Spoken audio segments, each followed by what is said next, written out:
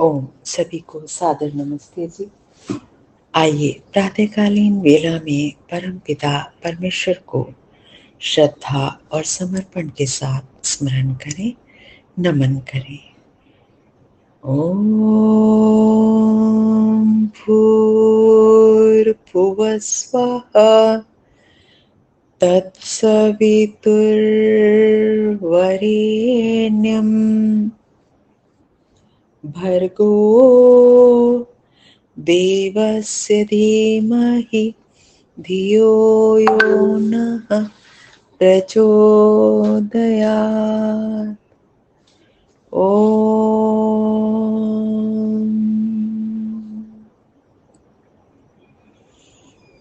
वेद परमपिता परमेश्वर की दिव्य वाणी है और वेद का पढ़ना प्रत्येक मनुष्य का अधिकार है। आइए वेदवाणियों से परमपिता परमेश्वर का स्तवन करें और तदनुसार कर्म करें और अपने जीवन को श्रेष्ठ बनाएं।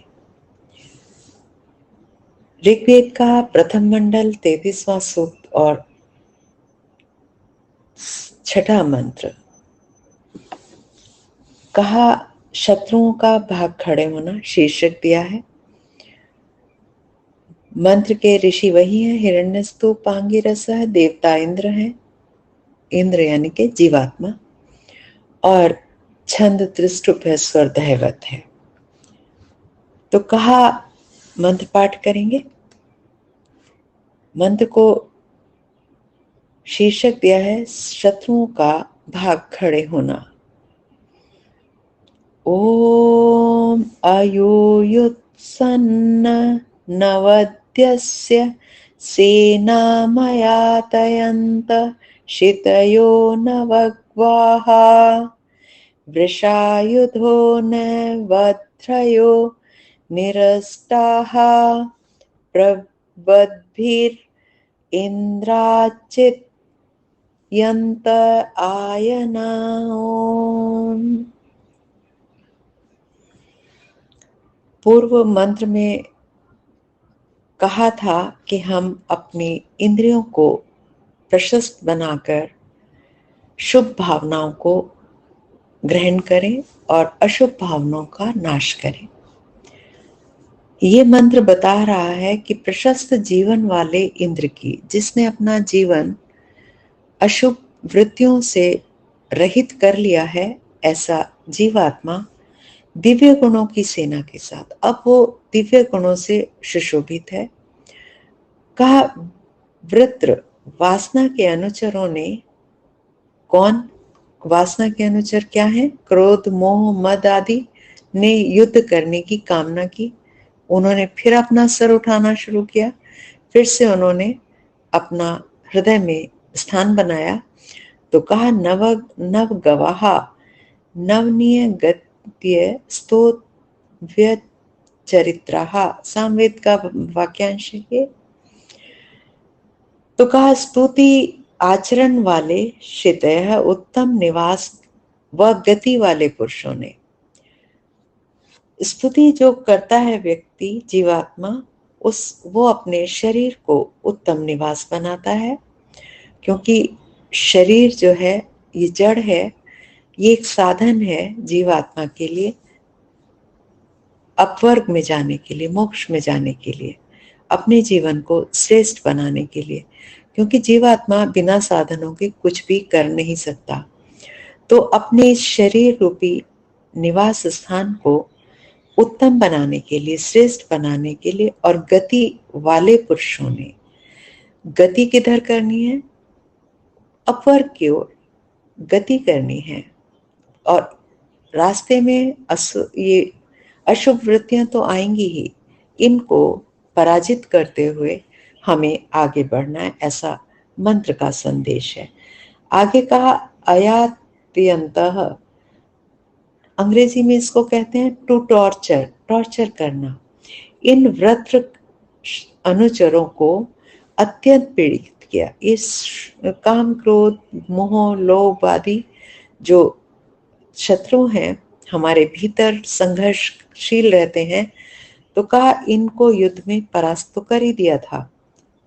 वृषा युद्ध, आगे का शूरवीर पुरुष के साथ युद्ध करते हुए ये जितनी भी अशुभ वृत्तियां हैं नपुंसक की तरह नष्ट हो जाती हैं।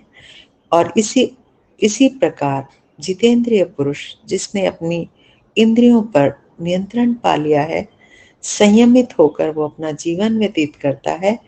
तो कहा निरस्तः, निराकृत हुए हुए, अर्थात जिन्हें दूर फेंक दिया है, जिन्हें हटा दिया है अपने जीवन से, का परे फेंके हुए ये वृत्र के अनुचर अपनी अशक्ति को जानते हुए फिर वो ये समझ जाती हैं, शुभ वृत्तियां हट जाती हैं कि अब उनमें कोई शक्ति नहीं है, अब उनका कोई अस्तित्व नहीं है। इंद्र के सामने, ऐसे जितेंद्रिय पुरुष के सामने वो अपनी, पंडित जी ने कहा, अपनी दाल न गलती देखकर, अपने आप को असहाय समझकर, शक्तिहीन मानकर भाग जाते हैं सुगम मार्गों से।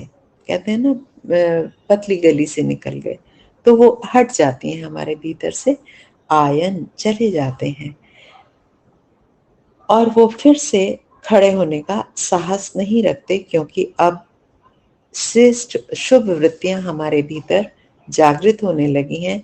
हमारा मस्तिष्क शुद्ध हो गया है, हम ज्ञान हो गया है कि हमें क्या देखना है, क्या सुनना है, इन इंद्रियों का प्रयोग किस प्रकार करना है जिससे कि हमारे भीतर शुभ वृत्तियां बनी रहें।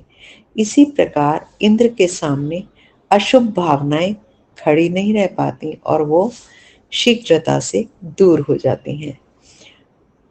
भावार्थ में कहा नव गवा क्षिति, अर्थात प्रशस्त गति वाले मनुष्य वासनाओं को इस प्रकार नष्ट कर देते हैं जैसे एक वीर पुरुष एक नपुंसक को शक्तिहीन करके दूर कर देता है, हटा देता है, मार देता है। आज के मंत्र का यही सुंदर संदेश कि हम कभी भी निराश ना हो कि हम ये श्रेष्ठ कार्य नहीं कर सकते। हम कर सकते हैं, उसके लिए थोड़ी सी इच्छा शक्ति की आवश्यकता है, थोड़ी से पुरुषार्थ की आवश्यकता है और नित्य प्रति इस पुरुषार्थ को करते चलना है। नहीं तो अशुभ वृत्तियां तो हमारे भीतर प्रवेश पाने के लिए सदा तैयार रहती हैं। ईश्वर का ध्यान, सात्विक भोजन, व्यायाम, प्राणायाम से हम अपनी इंद्रियों पर शीघ्रता से नियंत्रण पा लेते हैं। आज के मंत्र का यही सुंदर संदेश, कभी भी हिम्मत ना हारें और श्रेष्ठ मार्ग पर चलने के लिए सदा तैयार रहें, अग्रसर रहें। अशुभ वृत्तियों को भीतर प्रवेश ना पाने दें। इन्हीं शब्दों के साथ आज के मंत्र को अपने जीवन में धारण करें।